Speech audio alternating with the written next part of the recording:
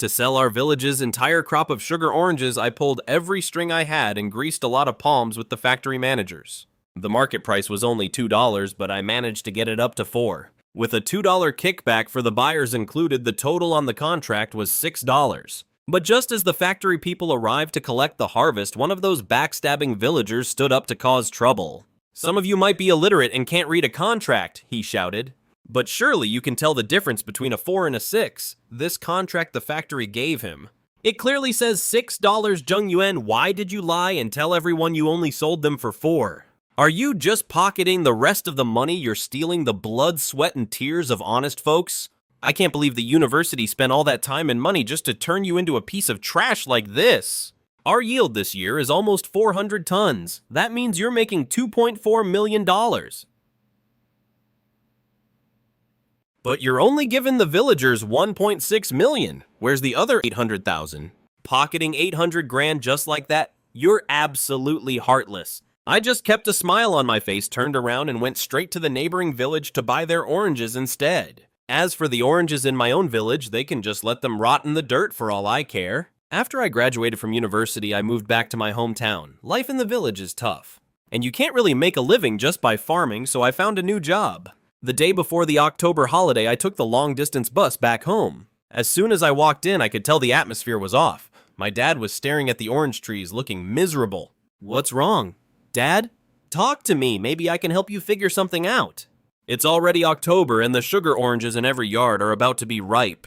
You know the village chief sent out a notice a while ago. He said the buyer who originally agreed to take the oranges suddenly backed out, claiming sales are down. He's actually refusing the shipment. Your mother and I worked through the night to plant these, even pulling up all our old crops. What are we supposed to do now?" Once the news broke, the village chief and a few of the elders couldn't sit still. They went and raised hell with the company. The factory had no choice. So they reluctantly agreed to take them, but only if they could slash the price. They said the market is flooded with sugar oranges right now. It used to be $6 a kilo. But now they cut it by more than half down to $2. We won't even break even. Isn't that just a slap in the face? The guys got so fed up. They told them they'd rather let the fruit rot than sell to them. The factory reps were thrilled to hear that, and they just peeled out and left. Don't you think the chief was being completely irresponsible? How could they say that $2 is still money? It's better than watching them rot and getting zero. They got to act tough. But they're screwing over all of us. Son, you work in the city. Can't you use your connections? Ask your coworkers or old classmates. See if anyone wants to stock up on oranges for the holidays. I wanted to cry hearing that, even if people wanted to help. They'd only buy a couple of pounds at most, maybe boxes if I'm lucky. Besides, people say eating too many of those gives you a fever. Everyone in the city is obsessed with health now. Who's going to buy a mountain of oranges to keep at home? My dad slammed his cigarette butt into the table, fuming. His voice was sharp. "So that's it, you're saying our oranges are just trash? All those years of hard work were for nothing?" I clenched my fists, ready to snap back. But seeing the pure exhaustion on his face, I forced myself to swallow my words. Years ago, the village only grew corn, rice, and cotton. Later on, I'm not sure which family started it, but for the first time ever, they switched to planting sweet clementines. It happened right when those short videos of everyone showing off clementines went viral. That year, their trees were picked absolutely clean. They couldn't even keep up with the demand, and they ended up making a massive fortune. When the rest of the village saw that they were green with envy and started pestering the village chief to let them switch crops too. After a lot of pressure from everyone, the village chief finally had to step in. He forced that family to share their planting secrets. Overnight, every household started ripping out their nearly ripe crops. They replaced everything with clementines, banking on a huge harvest the following year. This crop isn't like the old ones. Usually the harvest would be done by September or October at the latest. Back then, they'd spend their earnings so fast that by the end of the year, money was tight. The lazy bums even had to borrow money just to get through the holidays. But clementines ripen in late autumn and winter. If things go well, every family stands to make a decent amount by year end. It hits right during the holiday shopping season, so everyone has a bit more cash to enjoy a nice, comfortable new year. It was a way to jumpstart the village economy. Of course, my family didn't want to be left out. Who would have thought that so many people would plant clementines this year? The market is completely flooded. To make matters worse, the processing plants are taking advantage of the situation by lowballing everyone. My dad is worried sick. "Son," he said, Your mom and I worked so hard to raise you. When you were in college, we never asked you for a single thing. We never once came to you for help. But we're really stuck this time. Just think of it as helping out the neighbors. And helping your parents too. Look into it for us and see if you can find a buyer. Can we get these oranges sold even if you can't sell them all?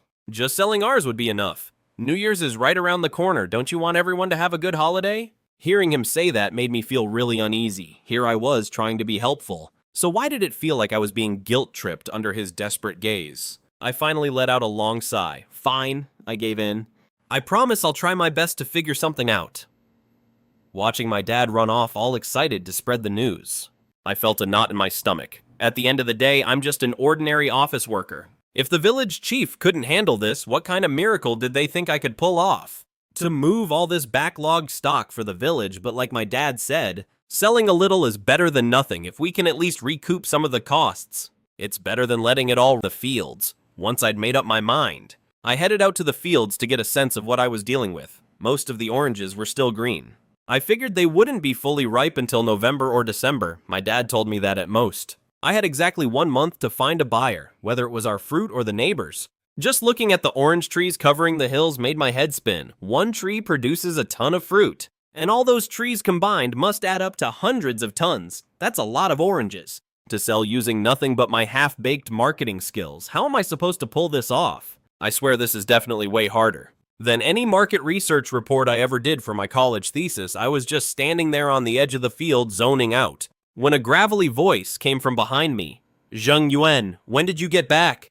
Why didn't you come by my place for a visit? Your dad says you're doing big things now, and that you're going to be the one to save the village. I turned around to see. It was the village chief Zheng Honggong, the same guy who first led the charge to plant those oranges. He wasn't much older than my dad. He had a full head of jet black hair and a big belly. He didn't look like a farmer at all. He looked more like a corporate executive. He was smiling at me now, but I couldn't tell what he was really up to. All I could do was force a smile back. Hey there, chief.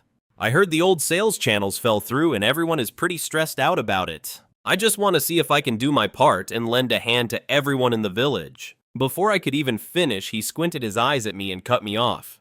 I knew I didn't spoil you for nothing. You know not to forget your roots, good man. Having your heart in the right place is what matters most. Your dad always looked out for the village too. We all owe him one for that, but you might not know the whole story. We originally set the purchase price at 6 yuan a kilogram. If you're going to sell them, you can't go any lower than that. Besides, I know how those businessmen operate. They don't lift a finger unless there's money in it for them. Since you're playing middleman, you'll definitely need to grease some palms. Come on, be straight with me. How much of a cut are you planning to take from the village? I couldn't help but frown. My dad already filled me in on all that, but the biggest problem right now is that there's just way too much fruit.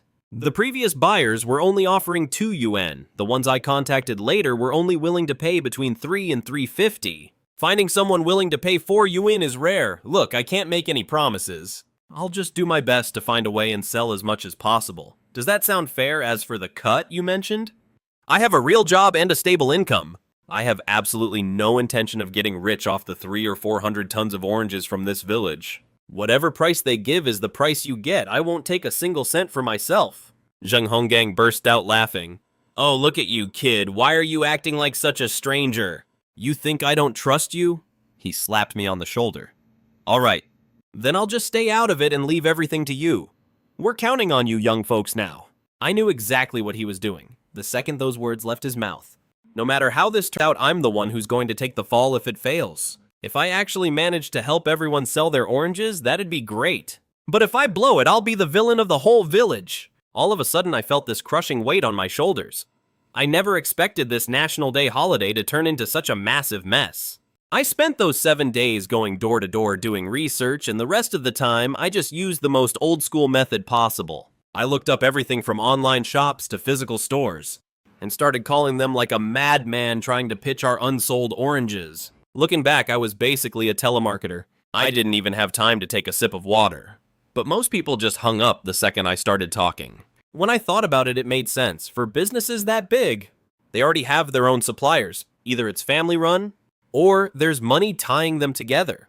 Why would anyone take a risk on a total stranger's product? I didn't get a single good night's sleep for a week. I was literally dreaming about pushing a cart and selling oranges. When the holiday ended and I went back to this, I was still in a complete daze. My head was so full of orange trees that I couldn't even focus on my actual work. My boss noticed something was up and had someone give me a few subtle warnings. That's when I finally toned it down a bit. Since the first plan was a dead end, I had to try something else. I started messaging every old classmate and friend I had on WeChat like crazy. I even started quietly asking around among a few of my colleagues. Finally, hard work paid off. I found a glimmer of hope through an old classmate I hadn't spoken to in forever. He was my last resort. At first, we were just catching up.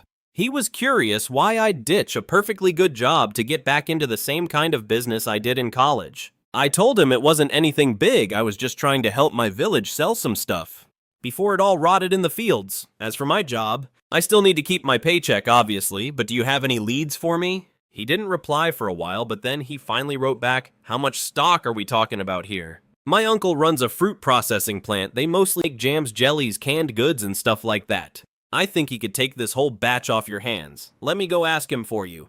Hearing this, I almost jumped out of my skin with excitement. A processing plant that meant all those oranges were saved. Seriously, man, thank you so much. Our village has about 300 to 400 tons. If you can really take them, you'd be doing me a massive favor. He messaged back saying, "Don't get your hopes up just yet. You might not know, but I just got married at the start of the year. My wife is pregnant now, so I can't exactly be doing all this legwork for nothing. I might need to take a little cut of the deal." I replied immediately, "No problem at all. Whatever cut you want, we can talk. It's fine." At this point, I didn't care how much he wanted.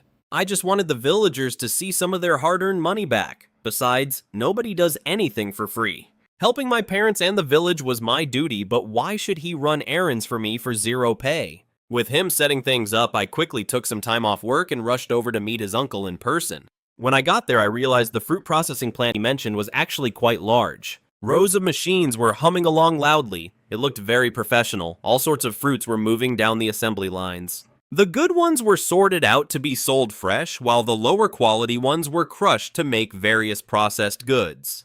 The machine sorting was fast and precise. I was staring at it fascinated when I heard footsteps behind me. "Young man, my nephew tells me your village specializes in those sweet mandarins." "Ah!" I turned around quickly and offered him a cigarette. "That's right, sir. Uncle, our whole village grows those oranges. We had a massive harvest this year. But the buyer we had lined up broke the contract and disappeared. The village put me in charge of fixing this mess. I don't really have any connections, so I've just been asking every friend I know for help. Uncle, do you think our oranges could be used here at your plant? As long as the price is fair, our village will definitely deliver on time. I guarantee they're the best quality. Honestly, coming to you was our last resort." He nodded and led me into his office. After talking for a while, it was actually a lucky coincidence. One of his regular orange suppliers had run into some trouble and couldn't deliver anymore. He had a shortage of several hundred tons and was looking for a new source everywhere. That was exactly when his nephew mentioned me, to show how serious I was. I took him out for drinks and dinner to talk business. If money could solve it, I wasn't going to let him spend a single dime. To prove the quality of our oranges, I had my dad pick out a crate of the best-looking ones. I delivered them myself, and sure enough, they caught his eye. But he didn't give me a definite yes just yet. He just said he needed to think it over. We'd see. We were both grown men. Some things didn't need to be said out loud. I ran around like a headless chicken for him, buying high-end gifts and sending them his way. After a month of this, my wallet was nearly empty. Fortunately, it finally worked out. He probably saw how sincere I was being. He finally caved and agreed to pick a day before the new year. He'd send trucks to collect the oranges from our village. When it came to the price, we went back and forth for ages. I fought hard to push price up as much as possible. Finally, for his nephew's sake, we settled on 6. He frowned and gave me the real lowdown. He said he could pay 6. He could apply for that high price from the higher-ups, but I absolutely could not tell the villagers that. That was the absolute maximum he could give, but I couldn't use all of that money just to buy the oranges. I didn't catch his drift at first. He took a long drag on his cigarette and started explaining it to me. "You're still too young. You've spent too much time sitting in an office. You haven't seen how the market really works. Your village has a lot of oranges, sure. Look, we run a massive operation here. We can't just buy exclusively from your family, right? It's just how the game is played in this industry. Suppliers have to set aside a little something. You know, like a sales commission. Think about it. We're not exactly running a charity here. We're all just working for the big boss, aside from that measly base salary. A guy's gotta make a little extra on the side. If we work well together, we can keep this partnership going next year too. When he mentioned working for the boss, he made sure to emphasize those words. I'm not an idiot. When someone spells it out like that, how could I not get it? To put it bluntly, he was just like my old classmate. They both wanted a fat kickback. I could understand that, and I respected the hustle. After all, besides a total chump like me who actually works for free these days, seeing me hesitate, he slowly blew out a ring of smoke. As for the exact amount, well, you decide what it's worth to you. I'm gonna be straight with you, this isn't just for you. Even if it were someone else, the rules stay the same. A small factory like ours has to watch the bottom line. If there's nothing in it for us, why on earth would I give a multi-million-dollar contract to you? Why not give it to someone else after I left the factory? I did some digging through a classmate, he confirmed it. This is exactly how these types of factories operate. I looked at the delivery date I'd promised the village. It was creeping up fast. I had no choice but to grit my teeth and agree to his terms. When I crunched the numbers, we were definitely getting the short end of the stick. But this was the only left. Selling for $1 or $2 million was still better than standing by and watching the oranges rot in the fields. Between the kickbacks I had to set aside, and the costs of greasing the wheels for other channels, I did the math. I could only offer the villagers a price of $4. $4 might not sound like much, but compared to the market rate of $3 or $3.50, it was actually a premium price. More importantly, it was double the $2 that the lowlife boss had offered them before. It was enough to make sure everyone had a very comfortable holiday. I figured the folks back home would definitely jump at the idea. Once my mind was made up, I called my dad to fill him in. There was a long, heavy silence on the other end of the line. Finally, he spoke up slowly. Is $4 really the best you can do? Can't we find another way? I nodded to myself and intentionally raised my voice. Of course there's another way. I can take my own salary and dump it into the pot. I'll hike the price up to $5 or $6. And I'll personally cover that extra $1 or $2 million gap. My dad was instantly speechless. You kid, we're doing this to be helpful, and we're not looking for a reward. But why should you have to lose your own money? $4 it is, then. I'll go talk to the village chief right now. I'm not sure how he explained it to the chief, but a few days later he called me back to ask when I could get the trucks there to load the goods. Everyone in the village had agreed to the deal. The weight was finally off my shoulders. It was finally a done deal. By late November, the orange harvest was massive before I even made it back home for the holidays. The villagers had already picked everything and packed them into sack after sack. They were weighed and piled up, just waiting for the buyer to show up. Once I finished up my work in the city, I suddenly realized the delivery deadline was almost here. There was still a mountain of paperwork to handle, plus the weighing, the bookkeeping, and the whole official process. By the time the money actually hits everyone's hands, it'll probably be the middle of winter. This can't wait another second with that thought. I rushed to buy a ticket and hopped on the bus back home, ready to settle this mess once and for all. The moment I stepped into the village, the folks greeted me with smiles so wide you'd think they won the lottery. They were treating me like some kind of local hero. Even if I was just walking past a neighbor's house, people would insist on stuffing gifts into my hands. I mean, $4 a pound might not sound like a fortune, but it's more than enough to get them through the winter comfortably. It beats the hell out of the $2 the village chief turned his nose up at. He was so stubborn he wouldn't sell a single pound out of spite, and in the end they didn't see a single cent.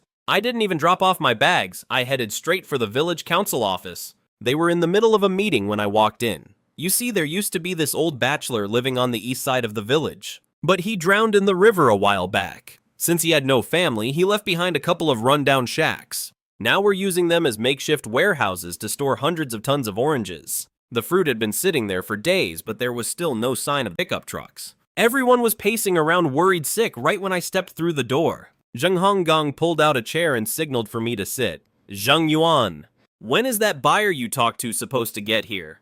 I scrolled through my messages. Probably another 4 or 5 days, I said. The price is already locked in. The contract's been signed, so he's definitely not going to flake on us. He'll be here.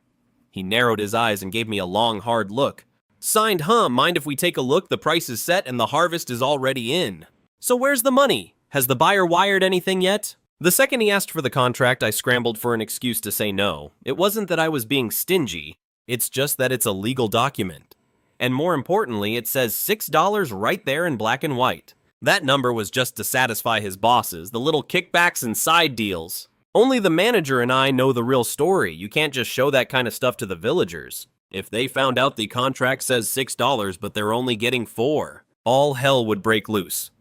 Everyone knows kickbacks are just how business gets done in this industry. But the villagers, they wouldn't get it. They'd think I was pulling a fast one and pocketing their hard-earned cash. So I just told a little white lie and said I'd left the paperwork behind. I continued to explain, look, uncle, you've got it all wrong. Even if you were selling these at a local market yourself, you'd never get paid before the buyer even sees the goods right. It's usually cash on delivery. We're worried about getting scammed, but they're just as worried about us taking the money and running. We're talking about $1 to $2 million here. Nobody just hands that over. Zheng Honggang let out a cold snort. It better be that way. We're putting everything on the line for you. So don't you dare screw this up. The others stayed quiet, because deep down they knew getting $4 a pound was already a miracle I'd worked my tail off for. If it wasn't for me, those oranges would not be worth a dime. That night, I figured it wasn't safe to leave the contract lying around where it could cause trouble, so I tucked it right under my pillow. The next couple of days while waiting the trucks, life was pretty sweet, easy and carefree. I'd grab breakfast and just head out to hang with folks, not coming home until the sun went down. But tonight, right in the middle of dinner, the village loudspeaker blared to life. It was the chief's voice, and he sounded panicked. He said something was wrong with the oranges in the warehouse and told everyone to get down there immediately to see what was going on. He kept shouting that we couldn't let anything go wrong before the buyer got here. My mind went completely blank when I heard there was trouble with the mandarins.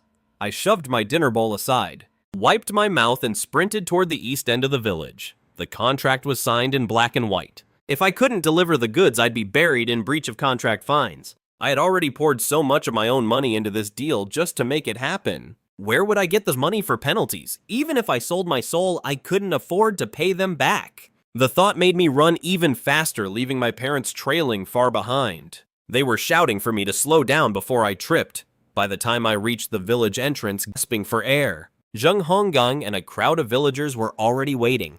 The old bachelor's house was a dump, but the yard was huge. Right now, every light in the place was blazing, making it look as bright as high noon. The village chief was standing right by the door, which was stacked high with sacks of oranges. He was staring out at the crowd, and I wheezed out, What happened? Is there something wrong with the fruit? It's not too bad, is it? Did rats get into them, or did they rot? Zheng didn't say a word. He just looked me up and down with a strange expression and said, don't be in such a rush. Wait a little longer. Not everyone's here yet. This yard isn't big enough for the whole village. People were perched on top of the walls, while others crowded outside the main gate. Some were even crouching in the corners. It was a sea of people. They had the old bachelor's place surrounded so tight you couldn't even see a crack. The air was thick with the sound of everyone gossiping. Clearly everyone was in the dark, looking at the massive crowd. A wave of dread washed over me. Once it looked like everyone had arrived. Zheng cleared his throat, picked up a megaphone. Everyone quiet down. Don't panic, the mandarins are actually fine. Nothing's wrong. I only told that little lie to get everyone down here. Now that we're all together, we're going to hash out this whole business with the mandarin sales once and for all. The crowd immediately erupted. What's there to hash out? Didn't Xiao Yuan find us a buyer already? Exactly $4 is $4. We're fine with taking a small hit. I checked around and the next village over is only getting $3 this year. The price we're getting is a dream come true for anyone else. From where I'm sitting, Yao Yun did this village a huge favor. The kid's really going places. My parents stood in the crowd, their chests swelling with pride as they heard the neighbors praising me. But a few seconds later, the smiles on their faces froze. Zheng cut through the chatter with a cold sneer. Oh, really? Going places a huge favor? I wouldn't be so sure about that. Yao Yuan, since everyone is here, why don't you just fess up yourself? Tell them how you use these mandarins as a cover to secretly skim kickbacks off the top from your own neighbors. This village raised you from diapers and paid for your education. We didn't do all that just so you could use helping out as an excuse to find new ways to scam us out of our money. In the old days, you'd have been lucky to walk away with your life for something like this. My head started spinning, and I was completely stunned. I couldn't for the life of me figure it out. I had kept everything so well hidden. How on earth did he find out the crowd reacted like a bomb had just gone off, instantly turning into a chaotic mess, while many people believed the chief immediately, pointing their fingers and even coming up to shove me. A few level-headed folks told me not to be scared and demanded the chief show some rock-solid proof. Zheng let out a sharp laugh. Fine, you want a smoking gun? I'll give you one. The proof is right here, he shouted, pulling a crumpled piece of paper from his back pocket. He waved it in front of the entire village before shoving it into the accountant's hands. Some of you might not be able to read, so you won't know what's on this paper. But surely you can tell the difference between a 4 and a 6 on the contract from the factory. It clearly says the purchase price is $6. Jung Yuan, how the hell could you lie and tell everyone it was 4? Did that extra $2 difference go straight into your greedy pockets? The money you're stealing, that's the blood, sweat, and tears of our people. I can't believe we put you through all those years of school just to raise a heartless animal like you. As the accountant gasped, everyone saw that glaring number 6 on the contract. The village erupted instantly. Everyone was pointing at me, screaming every insult in the book. Someone even picked up a stone from the ground and hurled it at me. I couldn't move in time, and a broken brick slammed hard into my face. I felt a sudden warmth on my forehead. I reached up to touch it, and my hand came back covered in blood. When my parents saw this, they rushed over like crazy to shield me. Can't you all just talk this out reasonably? My son would never do something so wicked to help the village sell these oranges. He's been running around day and night, even if you don't give him credit. At least acknowledge the hard work he's... Someone immediately shouted back. Hard work my ass. If I could make that much money just by being a middleman, I'd gladly suffer through that kind of hard work too. I let out a cold laugh. Fine. The job is yours. You handle it. The man choked on his words, unable to say a single thing. He didn't even know where the factory's front door was, let alone how to contact buyers. What was he planning to just grab some random person on the street and ask them to buy oranges? While the villagers were fuming, Jung Honggang was hiding in the back with a smug look on his face. I grit my teeth and said, fine, yes, the contract says $6, but I'm only giving 4. It was my mistake for not explaining it clearly, and for that I apologize to everyone. But if even 1 cent of that $2 difference went into my own pocket, may God strike me dead right now. Zheng Honggang sneered. Give me a break. If swearing an oath actually worked, the streets would be littered with dead bodies by now. Our village harvested about 400 tons of oranges this year. At $6, that's $2.4 million. But only gave everyone $1.6 million. Where's the other $800,000? You pocketed $800,000 from your own neighbors. You're heartless. I gave a bitter laugh, not even wanting to look at him. You keep saying I took a kickback, but where's your proof? Yeah, I kept the $2 difference, but I didn't keep a single penny of it. I spent my own money taking people out to dinner and buying gifts just to get them to even talk to us. Use your brains, oranges are everywhere right now. Why would a processing plant buy our expensive ones when they could get them cheaper elsewhere? It's all about who greases the wheels the most. These days, if you don't offer some incentive, nobody's going to do you any favors. Besides, my $4 is still better than the $3 offered elsewhere. How come it's fine when they sell for $3, but when I get you 4, I'm corrupt and greedy? Truth is, the factory already had all the suppliers they needed. They only took our shipment as a special favor to me. Aside from what they need for themselves, the rest is only selling because of my personal connections. If you don't believe me, go ahead and ask around. See if anyone else wants these damn oranges. There's definitely going to be leftovers, so how are we supposed to handle the remaining oranges? We can't just sit here and watch them rot. They need to find a way to sell them, which means paying influencers for promotion and getting the stock into fruit markets everywhere. If I handed this whole mess over to you guys, who among you could actually handle it? Who's going to work for Free Village Chief Zheng Honggang? If you think the way I'm doing things isn't right, fine. I'll call the factory right now. I'll tell them the deal is off and they can head back to wherever they came from. Even if our oranges rot in the fields this year, I'm sure we'll all have a wonderful new year. Sure enough, the second those words left my mouth, the rowdy crowd went dead silent. Even the aggressive village chief shut his trap. I actually thought they might have a shred of conscience or some common sense. I was just about to breathe a sigh of relief, when suddenly an even louder wave of boos erupted from the crowd. They started screaming at the top of their lungs. Even if there are kickbacks to pay, couldn't you just cover them out of your own pocket? Why can't you let the villagers make a little extra cash for the holidays? Exactly, since you took this on.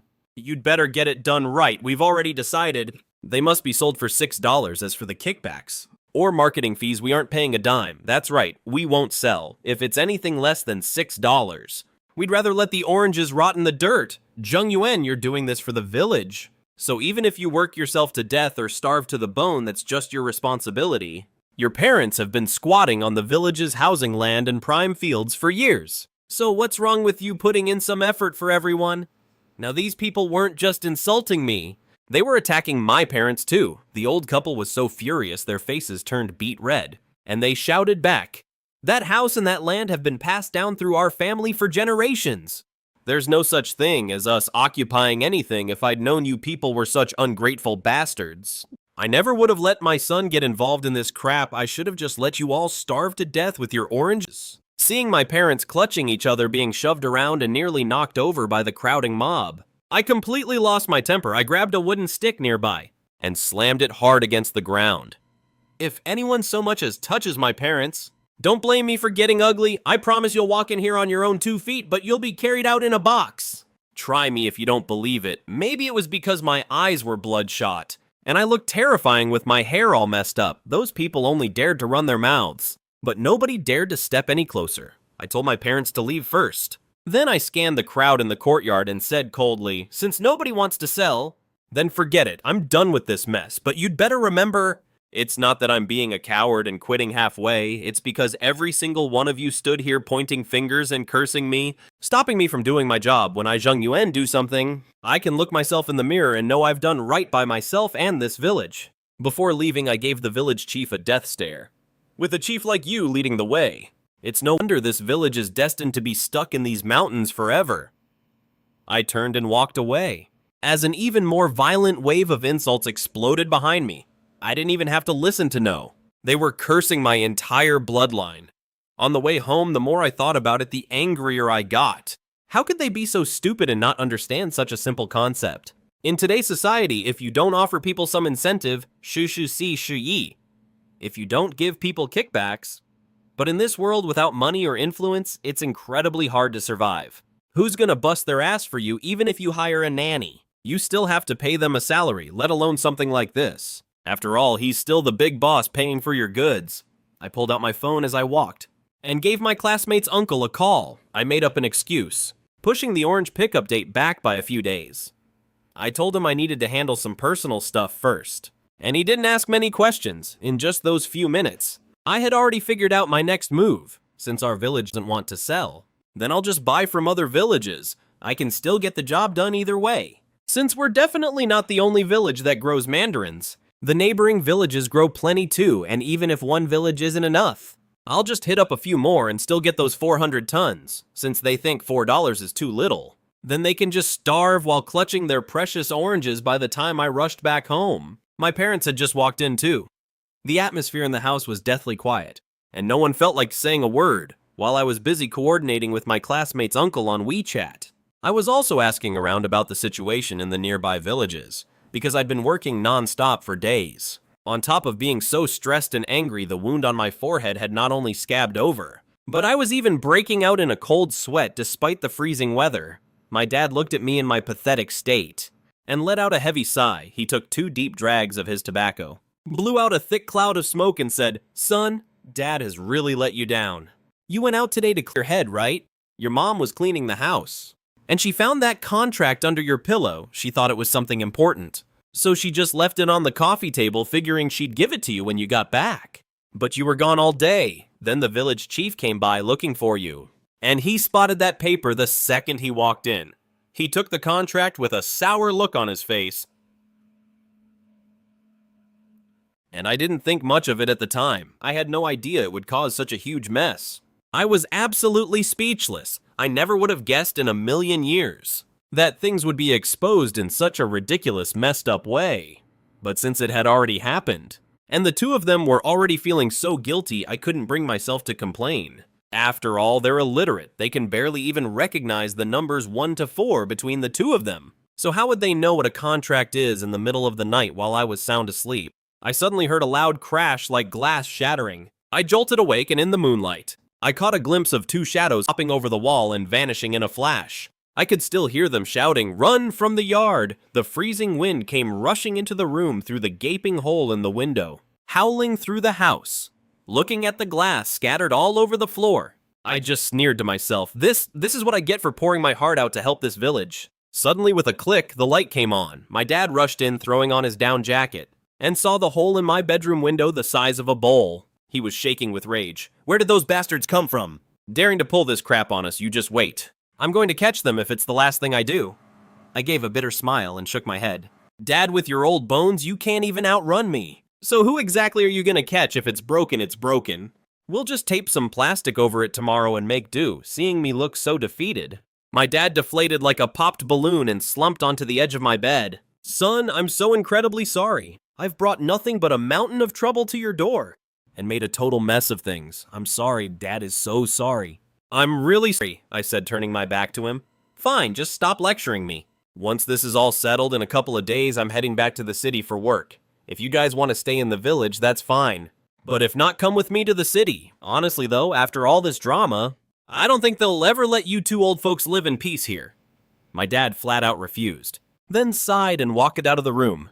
He's just too stubborn. He can't see how nasty people can be, now that the village chief is stirring the pot. Our family is at each other's throats with the whole village. You think they're ever going to play nice again? Early the next morning, while the village was still buried in heavy fog, I slipped away to the neighboring village. Looking across the fields, the orange trees were completely bare. It looked like they hadn't grown a single piece of fruit after asking around at the village entrance. I went straight to the chief's house. I got right to the point and told him I wanted to buy oranges. He was pretty suspicious at first, and before I could even get 2 sentences out, he impatiently cut me off. He said their oranges were already sold out, nothing. But the second I offered $4, his tone softened instantly. He looked me up and down with a suspicious squint, probably trying to figure out who the hell I was and where I got my connections. At this point, I didn't feel like playing games, so I just laid out the whole story. Turns out this guy had way more brains than our village chief. He understood the unspoken rules of business immediately. He hesitated for a moment, then finally led me to a hill behind the village. He pushed aside a massive rock, revealing a cold, damp cave. We both clicked on our flashlights and walked all the way to the back. In the dim light, I realized there were mountains of oranges piled up inside. While it wasn't as much as our village had, that cave was packed to the brim. He let out a long sigh. We sold a batch earlier, but these are the leftovers that nobody wanted. We were stuck. The canning plants and juice factories are already full. Nobody wants these crappy oranges, so we had to do it the hard way. We've been lugging them to town to sell them ourselves. We started at $6 or $7, but it dropped to $2 or $3. We're losing our shirts on this. But what else can we do? It's better than letting them rot in the dirt for 0 cents. If you can really pay the price you promised, I'll make the call. Every orange in this cave is yours. I did a quick estimate. There had to be at least 100 or 200 tons in there, which would take more than 10 trucks to move. I nodded. Okay, I know how this works. Everything here, I'll take the whole lot at $4 a kilo. Before I could even finish, he grabbed my hand tight. Whoa, hold on, brother. You're bringing us such a huge deal. I can't let you get screwed over like that. But we were already trying to dump these for $3. Just give us $3.50. And you keep the rest for your trouble. Just remember us when you have more work in the future. Sound good? He was dead set on lowering the price, and I couldn't say no. See? That's the difference between people. After that, I hit up a few more nearby villages, and the situation was pretty much the same. Adding it all up, I managed to scrape together about 300 to 400 tons. By the time I had everything locked in, the sun was already high in the sky. To make sure I wasn't late for lunch, I rushed back home as fast as I could. I never expected what happened next. As soon as I reached the village entrance, I saw a bunch of old folks sitting there. They raised the rotten eggs in their hands, took aim, and started pelting me. Thank God I moved fast, or that new down jacket I just bought for the new year would have been totaled. Those old ladies with half their teeth missing were glaring at me like they wanted to swallow me whole. Where was that kindness you'd expect from someone in their 80s or 90s? Don't think we're stupid. You've been pocketing our money behind our backs. Cough it up right now. My old man slaved away day and night fertilizing and spraying those damn trees. And in the end, we didn't see a single cent. Wasn't all that sweat and blood for nothing. Turns out all that cash went straight to heartless middlemen like you. Kill him, get the hell out of our village. Seeing them looking like they were ready to rip me apart. And then thinking about the fat stack of cash I was about to get, I suddenly didn't feel angry anymore. Instead, I gave them a spiteful little smile. Oh, life is so hard for you, isn't it?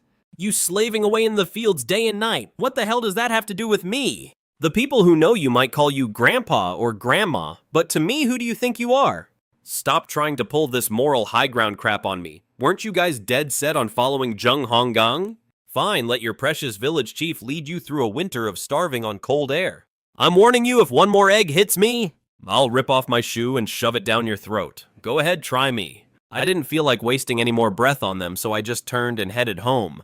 As soon as I stepped into the yard, I didn't hear the usual barking. I noticed Wang Tai, who was always tied up by the pigsty, was gone. Mom, where's Wang Kai? I reached out to push the door open, but it felt like something was jammed against it, and it wouldn't budge. I gave it a hard shove, only to realize that what was blocking the door was Wang Tai's lifeless body. My dad had rescued Wang Tai years ago and raised him by hand. He was an old dog, maybe 8 or 9 years old now. Mom's eyes were swollen like walnuts, and as she pointed at the dog's body, she started wailing to me like she'd lost her mind. Xuanzi, how could those bastards do something like this? Your dad and I were only out in the fields for a little bit, and they beat our dog to death and tossed him into the yard. We ran into them at the gate just now, and they threatened to kill our whole family. I must have been blind. I never realized they were this cruel. I even had them over for dinner years ago, and now just for a little bit of money. They're killing dogs and threatening to kill people. This is terrifying. The people in this village aren't even human. My dad sat to the side, smoking in silence, but I could see his hand shaking slightly as he held his cigarette. He was terrified too. He'd raised that dog since it was a pup. It's no exaggeration to say that dog spent more time with my dad than I did. They were inseparable. No matter what it was a life, how could they be so heartless? The main thing is Xuanzi, those street thugs have always been lawless. If they're killing dogs today, they might come for us with knives tomorrow. I clenched my fists so hard they turned white, making a silent vow. As soon as I sell these oranges and get the cash, I'm getting my parents to the city immediately. We're leaving this hellhole for good over the next few days. I kept at it, hitting up all the nearby villages to collect oranges. Before long, I had filled the remaining 400-ton gap. Of course, the delivery date I promised my classmate's uncle was right around the corner. As the days ticked by, the way the villagers were trying to get back at my family got more and more unhinged. They were coming up with all kinds of messed up tricks. In the middle of the night, they'd sneak over and slash every single tire on our tractor. The next day, they'd pour super glue into our front door lock. I'd have to climb over the wall just to get in and open the door from the inside. I even ended up with several deep cuts on my hands from the shards of glass they'd lined the top of the wall with. The scariest moment was one time when if I hadn't noticed it early, things would have been bad. A few punks were huddling in the corner of the wall getting ready to set our haystacks on fire. They were even planning to torch the whole house. I was so angry I almost laughed out loud. Seriously, even if I'd killed their fathers, they wouldn't be this bloodthirsty, would they? Are these people brain dead? Why the hell can't they wrap their heads around the truth? The one holding your oranges hostage right now isn't me. It's that greedy fat cat village chief. If you'd just sold them to me at the start, at least you would have seen some actual cash, but look at you now. All those oranges are piled up in that shitty yard so high there's not even a place to step.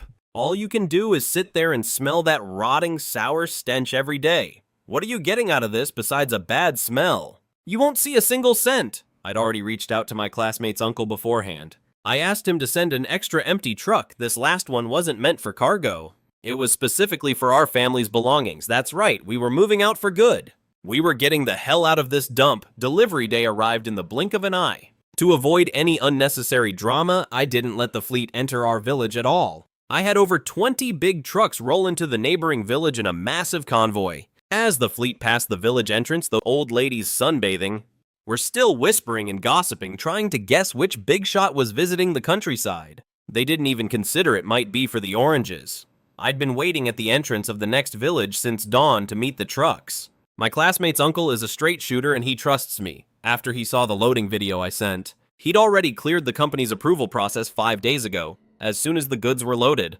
The money was wired immediately the moment the funds hit the account. Right in front of the neighboring village chief, I transferred hundreds of thousands in commission and finder's fees to my classmate and his uncle. After taking that out, the remaining balance was over 1,600,000 for these small villages. That's an absolute fortune without even blinking. I transferred all the money directly to that village chief's account after dealing with him a few times. I could tell he wasn't anything like that guy Jung from our village. He was a decent, honest man based on the deal we made. After paying out the cargo costs to the villages, I walked away with a net profit of 200,000. That's at least enough for my parents to cover their living expenses in the city for a year or two. All the stress lately was finally worth it. When the village chief received the massive payment and saw the busy loading scene, he couldn't help but sigh. Honestly, if you hadn't helped us out, our oranges from all these villages would have just rotted away. You probably don't know this, but before you came back, no one was buying oranges around here. Then out of nowhere, your village chief hooked a big fish who was actually going to buy up our whole supply in one go. But your chief is a real piece of work. He clearly wanted a huge cut for himself. The conditions he set were brutal. He demanded 35% of the total payment as a kickback. Even though we hated it with every fiber of our being, we were powerless against him. If he hadn't acted as the middleman, that big shot boss wouldn't have even glanced at our oranges. We just had to suck it up and deal with it. I heard that a few years ago, some families in the next village couldn't afford his cut, and they were driven so far into a corner that they ended their own lives. It's a total mess, and no one can set it right. I nodded. Look at it this way now, our fruit has turned into cold hard cash, while the oranges in his village are just rotting in their hands. That's what you call karma. He's been making a fortune under the table for years. We village chiefs tried to drop hints and warn him, but he didn't give a damn. Every time he opened his mouth, he'd swear that the clients and the sales channels were all things he'd worked his tail off to get. He thought taking a massive cut was his birthright. But why is it that when it's your turn, his own villagers are so dead set against it? I can see you're new to the game. You probably haven't dealt with this kind of business before. Just consider it an expensive lesson learned. In the future, don't just go jumping on the bandwagon every time you see something making money. Who would have thought just 2 years ago? The purchase price for these sugar oranges was hyped up to $7 a kilo. Now just 2 years later, the price has tanked so hard it's pathetic. I heard city folks are all about eating persimmons for New Year now, thinking it'll bring good luck. What are we supposed to do, cut down all the orange trees and switch to persimmons next year? I suddenly looked up, staring at him in total disbelief. How much did you say, $7? Yeah, $7, but because we had to set aside that huge benefit fee for him, we all agreed to tell everyone the price was only $6. Why didn't you know about this? He told our villagers the price was $6 too. The chief froze for a second, then burst out laughing. Man, that old bastard is even more crooked than I thought. He's even scamming his own neighbors. Kid, that move you made to pull the rug out from under him was brilliant. From now on, his little business is dead and buried, and he did it to himself. I always wondered where he got all that cash to blow every single day. His whole family is living high on the hog. I heard his deadbeat son even bought a house in the city with cash and married a real beauty. I kept wondering where he got the extra cash for all of that. Turns out he was squeezing every cent out of us poor hardworking folks. After all these years, he must have pocketed millions that much money. I haven't even seen in my wildest dreams. Now that I've been the one to speak up, he definitely won't be able to work with a bloodsucker like Jung Hong Gong anymore. To prove he wasn't lying, he even went and dug out the old documents from when Jung Hong Gong forced those village chiefs to sign those one-sided contracts. It was all there in black and white. They had voluntarily surrendered $1 of profit per kilogram as a finder's fee to be handed over to Jung Hong Gong. They even wrote down the part about their unified story that the purchase price was $6, stating it clearly on the paper. The most shameless part was the very last clause. Jung Hong Gang holds final interpretation rights for this agreement and can terminate the deal at any time. Below that were the signatures of several village chiefs stamped with their bright red thumbprints. I carefully tucked the evidence away and rode my electric bike straight to the print shop in town. I made thousands of copies in one go, even though the printing costs came straight out of my own pocket. But man, it feels damn good. We're making so much noise anyway. It's not like I ever planned on hiding this from that snake of a village chief. I didn't give him the time of day. I just rushed back, totally out of breath, and tossed the bag full of copies onto the table. Like a shark smelling blood, Jung Hong Gong showed up right on cue, watching the chaos outside with trucks lining up and everyone working like crazy. His eyes were literally red with envy. He goes, "Hey kid, how come you never show your face at home anymore? Seems like the next village over has become your second home. Don't forget your last name. Our village doesn't claim people like you." I just waved him off. Did you forget? My legal residency moved out the second I got into college. After graduation, I registered with my company. I haven't been tied to this village for ages. If your memory is failing you, I can refresh it. You're the one who signed off on the transfer? Look, I know I haven't been great to you, he admitted. But for the sake of your parents still living here, could you maybe mix in some of our better oranges and sell them with the rest? I've come to my senses these past few days. I don't care if it's $3 or $4. As long as it's cash, anything works. I knew exactly what he was thinking. Coming to his senses, please. He's just backed into a corner by the villagers, and he's got nowhere else to turn but to come here and play nice. He wants me to let him in on the action. After all, there's no way our village hasn't heard about my deal with the neighbor's chief. Word travels fast. One person talks, then 10, then 100. It was only a matter of time before it hit his ears. Since we're laying it all out, I said, why don't you explain something to everyone? What's the deal with the $6 and $7 difference? Where did that extra dollar go? Did you feed it to a dog, or did it just disappear into your own pocket? Aren't you afraid of biting off more than you can chew? And choking to death on your own greed? Zheng Honggong froze for a second, then forced a huge fake smile as he sat down. Wow, that old man really spilled everything to you, huh? Looks like he made a killing this time, too. Fine, since you already know. Let's talk straight. That's just how the world works. Nobody works for free, right? Is a $1 cut per kilo really that much? I just sneered. You think that's pocket change? Forget about the other villages. Let's talk about ours. My dad told me last year's harvest was even bigger. At least 600 to 700 tons total. The buyers offered 7. But you lied and told the villagers it was only 6. Just like that. You walked away with 500,000 or 600,000 in pure profit, and that was just last year. How much did you fleece from them in the good years before that? Zheng Honggong, you're a straight-up predator. His face went sour, but he still tried to lean in with that greasy smile. There's no point in digging up the past. Even if you don't do it for me, do it for the neighbors. For the sake of your parents, just take a small batch of our oranges, okay? For my parents' sake, what respect do they even have left in this village? You're the one who riled up those brainless villagers to smash our windows at midnight, poison my dog, slash my tires, and you even almost burned our house down.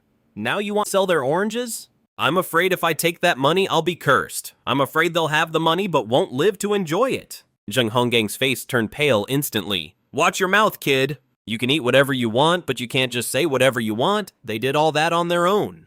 How the hell are you gonna blame me for instigating? I've got absolutely nothing to do with this. Listen to me, because I'm only saying this once. You're taking these oranges today, whether you like it or not. Period, or I'll freaking end you. Oh yeah, and how exactly do you plan on doing that? Zheng Honggong just stood there stuttering for a while.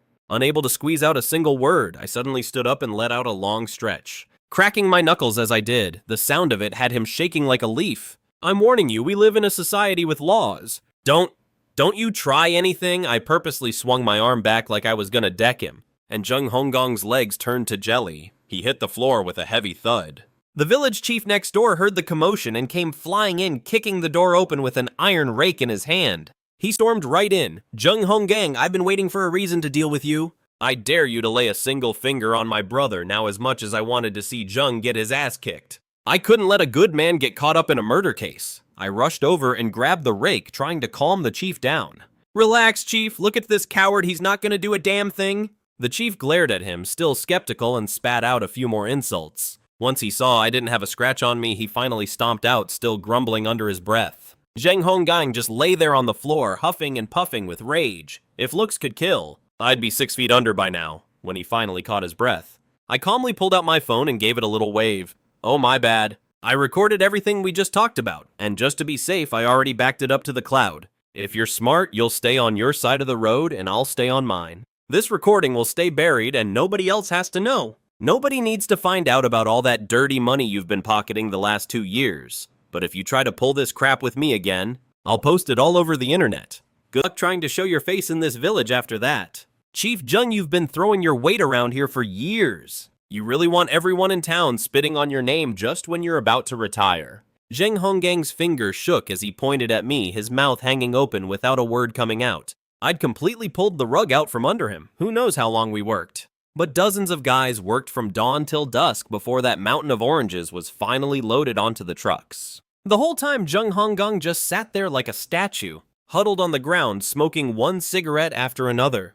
He didn't say a word, but every now and then, he'd give me these cold, murderous glares. I didn't give him the time of day, just scrolling through my phone while I confirmed the numbers with the buyers and mapped out the delivery routes. He looked like he'd given up on caring, so I didn't bother saying anything else. I just turned around and walked out. I'd barely cleared the doorway when Zheng Honggong barked at me from behind. Wait, fine, you win. But I've got one condition. This is a one-time deal. I'll take the loss this time, but next year I'm finding my own partners. And you won't lay a finger on a single orange within 100 miles of here. I actually laughed out loud at that. You're seriously trying to negotiate with me. Get it through your head, I'm the one holding all the cards here, not the other way around. Zheng Honggong's eyes were so bloodshot they looked like they were about to bleed, and he hissed at me through gritted teeth. You're nothing but a dirt poor peasant who got lucky enough to leave this village. Don't think a few years of college makes you better than us. You're supposed to be an educated man. You should know when to quit while you're ahead. You know that messing with a man's living is like a declaration of war, right? Don't you forget your deadbeat parents are still living back in that village. If you're really going to abandon them, then fine, we'll both go down in flames. And I'll make sure you suffer. I wasn't even planning on settling the score with him. But he made a huge mistake by trying to use my parents to threaten me. I just shook my head in disgust. Fine. Then we have absolutely nothing left to talk about. I didn't care how much he screamed a psycho behind me. I didn't even look back once. As soon as night fell, the truck's full of oranges were all covered with thick waterproof tarps. All of my parents' belongings were hidden inside that fleet of trucks, under the cover of darkness. No one could possibly notice anything suspicious. I ran out to give them a hand, and with the extra help, the loading went a lot faster. As soon as the last truck was packed, the driver slammed on the gas and tore out of the village. We watched from a distance, taking one last look at the home we could never go back to. In the truck, I finally told my parents about all the disgusting things Jung Honggang had done over the years. As we passed the village entrance, my dad let out a long, heavy sigh. Justice has been served. It's pure karma. I was so blind, acting like a total fool and letting him play me for a sucker all these years. Before we left, I made sure to tell the neighboring village chief to take those posters of evidence I'd printed and distribute them all over the village overnight. I also took the recording of Jung Honggang admitting to taking kickbacks and sent the whole file to the executives of his sales company. Since he decided to be such a heartless bastard, did he really think he'd get away scot-free in his dreams? A piece of trash like him has to pay the price. Everything he worked so hard for is about to turn to ash. Now he can spend the rest of his life paying back what he owes. I want to see just how much longer he can act so high and mighty. That old man had been living the good life for way too long. Everyone had a grudge buried in their hearts. The people from the other villages didn't need any convincing. They went all out to help. Taking advantage of the dark, windy night, they all moved out together. They plastered the streets with the dirt on Jung's corruption and those predatory contracts he forced on everyone. To rip off Jung's mask of hypocrisy, they treated those flyers like junk mail, stuffing them through every door and window slit in town. I heard that as soon as the sun started to peek out. The whole village absolutely exploded. People grabbed whatever tools they had and swarmed Jung's front door. His days as the village chief were officially over. He was trapped inside his house by a mob of furious villagers. At first, he was just confused, wondering why everyone was wailing like it was a funeral so early in the morning. But then he saw the flyers covering the ground and realized I'd exposed every single one of his dirty secrets. Faced with a mountain of rock-solid evidence, Jung Honggang was completely finished. And he couldn't say a single word to defend himself because he kept sabotaging everything. I hadn't bought a single pound of oranges from our village. All the profit went to outsiders, leaving the entire village to starve this winter. The more the villagers thought about it, the more cheated they felt. And their anger finally hit the breaking point. They kicked down the door and stormed in, mopping the floor with Jung and his wife. When farmers lose their tempers, they hit hard. And when they're that mad, they don't care if you're a man or a woman. The couple was beaten so badly their own mothers wouldn't recognize them. They were rolling on the ground, begging for mercy. They didn't have a prayer of fighting back. A beating wasn't enough to satisfy the crowd, so with the new year approaching, everyone joined the frenzy. They stripped Jung's house of every single thing that could be sold for cash. They had arrived empty-handed, but everyone left loaded with loot. Jung's fancy little villa was picked cleaner than a bone in the blink of an eye. After taking all that stuff to cover their losses, the villagers might actually have a decent new year after all. At least they were finally managing to scrape by. But Jung Honggang, he just couldn't let it go. Later on, he snuck over to my house looking to take his frustrations out on my parents. He kicked the front door wide open, but when he saw the empty, broken-down yard, it finally clicked. Our whole family had pulled a vanishing act a long time ago. Throwing a total temper tantrum, Jung Honggang stood in the middle of the yard and started screaming every curse word in the book. He'd barely let out 2 howls before a huge flower pot came flying over from the neighbor's house. It nearly cracked his skull open. Jung Honggang, shut your damn mouth and stop talking trash. It's the middle of the day. Are you mourning someone or what? People sleep? Terrified of getting beaten again, he had to bite his tongue and swallow his pride along with the blood from his broken teeth. He tucked his tail and scrambled away like a loser. Meanwhile, because of that devastating recording, even though it was sent anonymously, there was no faking that voice of his. The legal team from the sales company showed up at his door to protect their rights. They filed a massive lawsuit and took him straight to court. They demanded he pay back every single cent of those dirty kickbacks he'd been pocketing for years. Jung Honggang decided to play the tough guy act. He kept shouting that he didn't have a dime, and if they wanted anything, they'd have to kill him first. He even threatened to take them down with him. The whole scene was incredibly pathetic and embarrassing. But acting like a thug doesn't mean a damn thing in the face of the law. The trial was set for right after the new year. By now, his reputation was absolute trash all over town. He looked through every law firm in the city. But not a single lawyer would touch his messy case, forced to carry the weight of his own crimes. The couple didn't even have a place to stay in the village anymore. They thought about heading to the city to stay with their son. But their daughter-in-law was terrified of that drama rubbing off on her, and she flat out refused to let them in. She threatened to head straight to the courthouse for a divorce if they made a scene. Now those two old losers are like rats in the street, just wandering around with nowhere to go. I heard later that they still hadn't given up their twisted ways. They tried to go to the next village over to cause trouble, but the people there were even tougher. They gathered a few massive guys to guard the entrance and specifically tied up several mean-looking German shepherds. The best part, they put up a big sign that said no entry for Jung Honggang's family or wild boars. That move nearly sent those two old croaks to an early grave right then and there. When I heard the gossip, I almost spat my tea across the room. I was laughing so hard my stomach hurt. But then my dad's bleeding heart started acting up again. He actually started feeling bad that Jung Honggang had ended up in such a miserable state. Son, did we things too far? Thinking back, when he first got everyone to plant oranges and found us a buyer, he did put in a lot of hard work.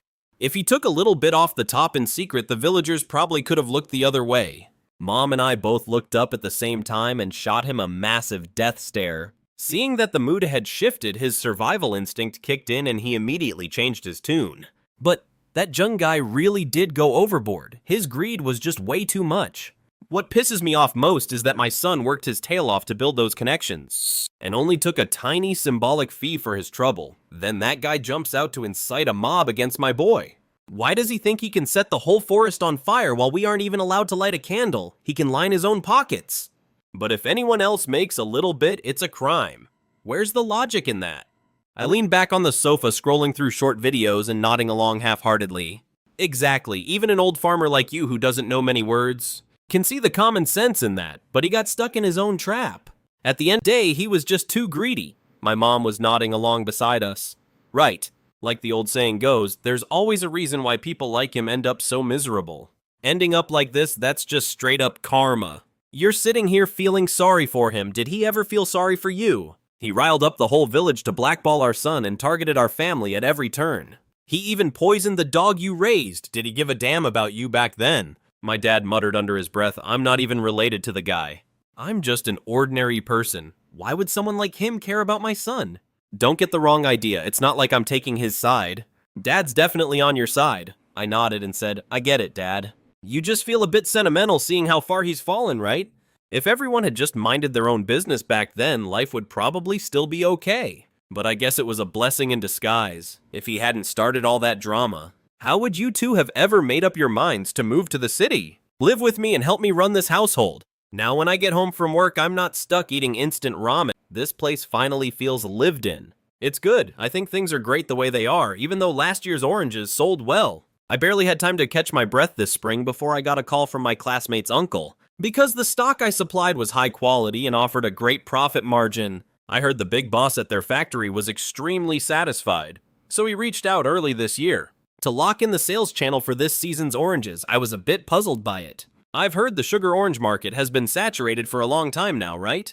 Otherwise, the prices wouldn't have tanked so hard. Why does your factory need such a huge volume this year? My classmate's uncle didn't say a word, he just sent me a video. It was a skit made by a major influencer with 10 million followers. In the video, he was holding a whole box of fresh, juicy sugar oranges. A mountain of orange peels was already piled at his feet. The caption read, "My mom must be crazy. How dare she lock me in a room with a whole box of sugar oranges? Whoever invented this god-tier fruit is a genius." The comment section under the video absolutely exploded. Fans were posting photos of their own piles of orange peels. Everyone was joking about being trapped with the oranges. The topic even hit the trending list. Overnight, the sugar orange craze took off all over again. This old variety that was about to go out of style suddenly became a massive hit. He laughed helplessly on the phone. That's just how the internet works these days, with a little hype. Something unsellable becomes a total sellout. It's a complete turnaround. The oranges our factory collected before weren't even enough to sell as fresh fruit. There's nothing left over for canning. Your village's fruit is top-notch. And it saves me from having to inspect stock everywhere. Isn't taking it directly from you faster and easier? Of course you're doing me a huge favor this time. No kickbacks, nothing.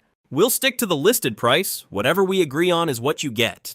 What do you think? I wanted to turn it down at first, but then I thought better of it. The village chiefs from the neighboring towns took a huge risk to help me back then.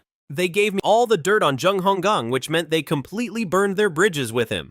If I don't take their oranges, where else are they going to find a buyer this reliable? After thinking it over, I sighed and accepted the big order. From then on, my main career started booming. My side business trading oranges grew bigger and bigger too, eventually. I couldn't handle it all by myself, so I just hired a few sales reps, and basically became a hands-off boss. Naturally, my classmate's uncle became my permanent business partner. The purchase price for the mandarins kept skyrocketing, jumping from $3.50 all the way to $6 or $7. It looked like it might even go higher after taking my fair share of the profit. I gave every single penny left to the villagers. I even paid them a bit more than the market rate. After coordinating with the neighboring village chief, I brought a massive fleet of trucks into the village for the harvest, and the whole town was buzzing.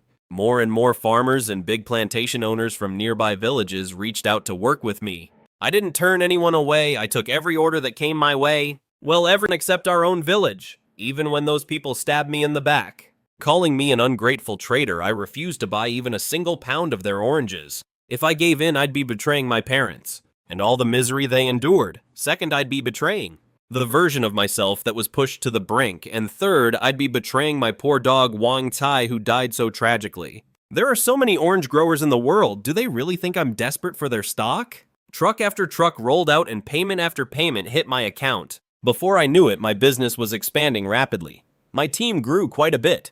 And even my parents started helping out. Our savings weren't just growing, they were snowballing. It didn't take long for the income from this side hustle to completely eclipse my main job. It became the backbone of our family's finances. Once the business was fully on track, I officially quit my old job. I focused entirely on being the middleman for nature's bounty. I teamed up with a few reliable friends to really take the business to the next level. When we first moved to the city, my parents felt like they were always afraid they were causing me trouble. But now, seeing how well we're doing, they're grinning from ear to ear, finally feeling at peace. But just when I thought life would keep getting better, trouble came knocking on my door again. You see, the people from our village had already approached me twice with their tails between their legs, begging me to buy their oranges, and I'd turned them down both times. Now that they saw how successful I'd become, they were green with envy and couldn't sit still.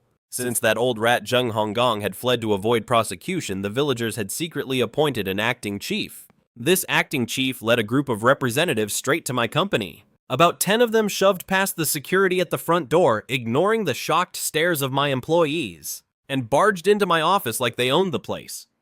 The one leading them was that acting chief. He looked familiar, but we weren't close, probably just another well-connected relative from the village. He looked to be about my age. I waved my hand, signaling my secretary, who was about to call the police, to step out, my brow furrowing. What are you doing, bringing all these people and barging into my office? Under the desk, I quietly pressed the record button on my phone. In case these people decided to go crazy, I needed this as evidence for court. The acting chief looked around my office with a fake pretentious air. He lifted his chin arrogantly. Brother Yuan, you might not remember, but when Jung Honggang was smearing your name in front of the whole village, accusing you of taking kickbacks, I was there. But I didn't join in on their nonsense. To be honest, I completely understand making a profit on the price difference.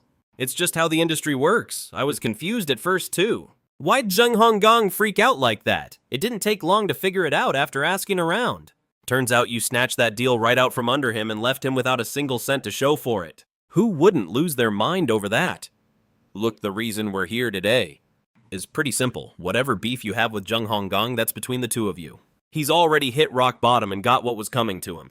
You can't be so petty that you'd push every man, woman, and child in this village to the edge over some drama. You really gonna let us all starve back when your company was just starting out? You built it all on the orange trade. You bought up every single orange for miles around. Except for the ones from our village. We swallowed our pride and came to you. We begged, we even caused a scene, but you were dead set on not taking a single one. What choice did we have? For years now, the oranges in our village have only been sold because folks lugged them to town on their backs to sell them piece by piece. You think that even comes close to having a big boss come right to your door and buy the whole lot? Do you have any idea how many of our seniors, folks who can barely walk carrying those heavy loads to the market, have been in accidents on the road? Looking at the way he was acting, it was obvious he was trying to drag up the past and slap a label on me, the guy who doesn't care if his own people live or die. I actually laughed out of pure spite. So what do those accidents have a damn thing to do with me? You don't go after the driver, you don't go to the village committee, you don't even go to the cops. Instead, you come here to harass me. Did I hold a knife to their throats and force them to go sell those oranges? By your bullshit logic, why don't you go ahead and blame their parents too? I mean, if they hadn't been born, they wouldn't have been in an accident, right? He went dead silent, his arrogance deflating right then and there. Brother Yuen, we're really not here to cause trouble. We just want to sit down and talk this out like adults. If you're still holding on to something, let's clear the air right now, otherwise this village is never gonna survive. Have you heard the chief in the next village over just stepped down? And some young college girl took over. I heard she knows all about that online selling stuff. Their place is booming now while our village just gets poorer and more run down by the day. I'm a grown man, I can't just sit back and let some girl show me up, can I? He swallowed hard, forcing a greasy brown-nosing smile onto his face. Brother Yuen, if nothing else, why don't you just bring your folks and move back to the village? With a big shot like you backing us up, we'd actually have some leverage when we talk to those other buyers. Right now, whenever we tell people we're from the same village as a big-time boss like you, they just look at us like we're scammers.